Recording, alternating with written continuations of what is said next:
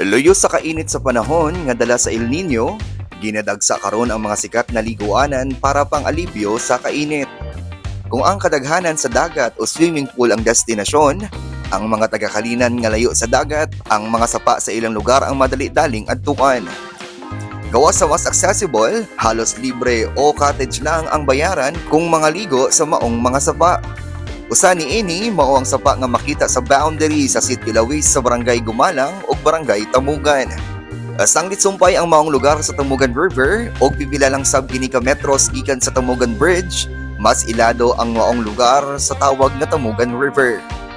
Di sab ka maglisod padulong sanglit na ay gakit nga pwedeng sakyan patabok sa maong area. Walay entrance fee o libre ang maligo sa maong lugar.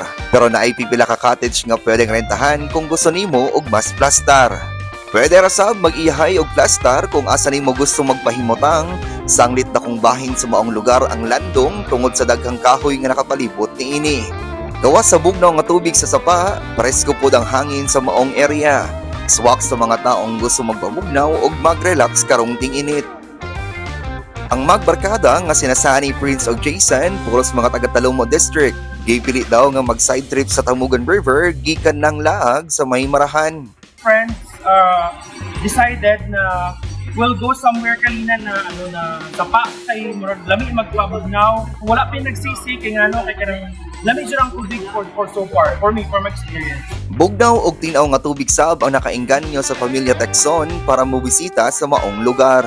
Pamilya na ko. Dugay na ako siya nadungog pero wala ko kabalo sa dapit ang agianan. First time na ko niyan diri so na-amaze ko sa nature kay ano siya kanang limpyo. Mas na-enjoy ko diri kay sa dagat dili kay ko tigligo. Accessible siya kay dili man pud siya kaayo layo ang imuhang lakaron.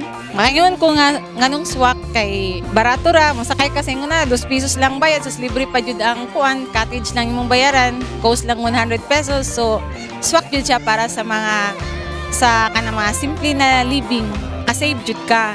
Ma-recommend jud nako siya. Isa, limpyo, di ba? Tapos ang tubig, tas mas safety siya kaysa uban nga sapa.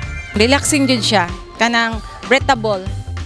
Kada weekend, ginadagsa ang maong sapa sa mga bisita, maong ang pipila ka mga residente nakakidasab og ilahang pangita. Sama ni ining usa ka bangkero sa gakit nga di kuno moubos sa 600 ang kita sa usa ka adlaw. Naro sa mga 600 yun. Ay, siyempre, may malipay. Kay dagdag balo sa mga estudyante. Salamat na po sa nga ligo. Kaya makain kaming kampon. Siyempre, mga dayo. Kung sila ko pangutan mo, okay na nga masige sila balik-balik daw. Maro pa na ilang tubag sa kuha. Samtang nagapadayon ang tag-init, ginalaumang magpadayon sab ang pagdagsa sa mga bisita sa maong lugar. Nagahangyo sab ang mga residente sa mga bisita nga di magpasagad og bilin sa ilang mga basura o mutabang sa pagmintenar sa kalimpyo sa maong lugar.